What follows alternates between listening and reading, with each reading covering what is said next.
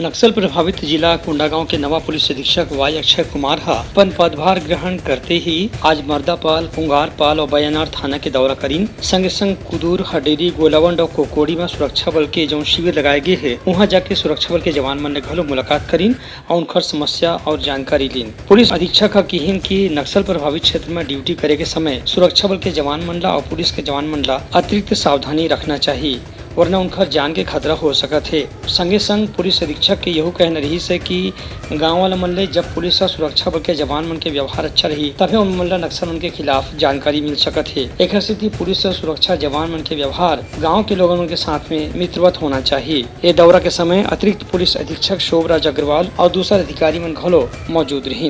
कल सभी PI से मुलाकात हुई और ये मेरा सेकंड पोस्ट है। यहाँ मेरा फोकस पूरा लॉ एंड ऑर्डर पे रहेगा और नक्सलिज्म पे रहेगा जो थोड़ा बड़ा है, और स्पेशली हम महिला और चाइल्ड पुलिसिंग पे फोकस करेंगे और विजिबल पुलिसिंग पे ज़्यादा फोकस करेंगे और पब्लिक और पुलिस के बीच में जो इंटरेक्शन रहता है, जो संबंध रहता है, उसको बढ़ावा देने के लिए हम कोशिश करेंगे। Bureau report, Uttalanga news.